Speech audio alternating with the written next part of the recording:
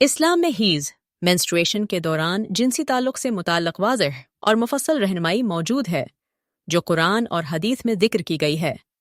इसकी तफसील दरज देल है। हीज़ की हालत में औरत की जिस्मानी हालत में नापाकी आ जाती है, जिसे इस्लामी इस्लाह में हीज़ की नापाकी कहा जाता है। इस दौरान औरत का खून हीज़ कहलाता है, जो कि एक तबही और कुदरती अमल है।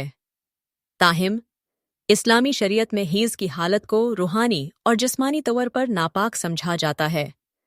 इस नापाकी की वजह से औरत को कुछ अबादात जैसे नमाज और रोज़ा से भी रोक दिया गया है। कुरान में अल्लाह ताला ने वाज़ेह तौर पर हीज़ के दौरान जिनसी ताल्लुक़ पर पाबंदी लगाई है। सूरह अल-बक़रा की आयत 222 में अल्लाह फरमाते हैं, और वो तुमसे हीज़ के बारे में सवाल करते हैं, कह दो कि वो नापाकी है, तो तुम औरतों से उस वक्त तक कुर्बत न करो जब तक वो पाक न हो जाएं। ये आयत बताती है कि जब औरत हीज़ की हालत में हो तो उससे जिनसी ताल्लुक़ कायम करना हराम है। यहाँ पाक होने से मुराद ये है कि जब औरत का हीज़ ख़त्म हो जाए और वो गस्ल पाकीज़गी का मुकम्मल गस्ल कर ले, तब इस से जिनसी ताल्लुक़ की इजाज़त होती है। हीज़ के दौरान जिनसी ताल्लुक़ की मुमानात का मकसद जिस्मानी और रूहानी पाकीज़गी को बरकरार रखना है। इसकी बुनियादी वजह जिस्मानी सफाई, सेहत और नापाकी का तसव्वुर है।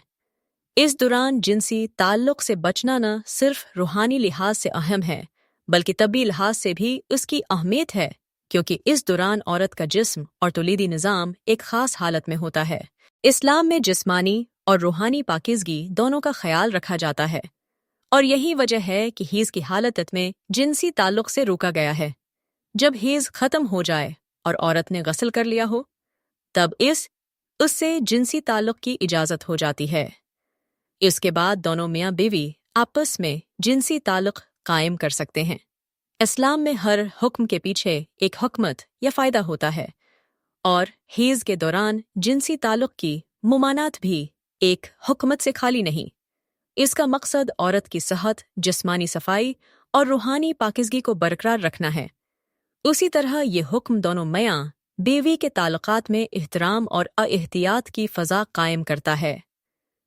अगरचे जिनसी ताल्लुक़ मना है, लेकिन दूसरे मामलात जैसे बातचीत, मोहब्बत भरी बातें, गले मिलना, हाथ पकड़ना वगैरह की इजाज़त है। ये सब चीज़ें इस दौरान ताल्लुकात को मजबूत बनाने और मोहब्बत को बरकरार रखने के लिए की जा सकती हैं, लेकिन जिनसी ताल्लुक़ को सिर्फ हीज़ के बाद की इजाज़त दी जाती है।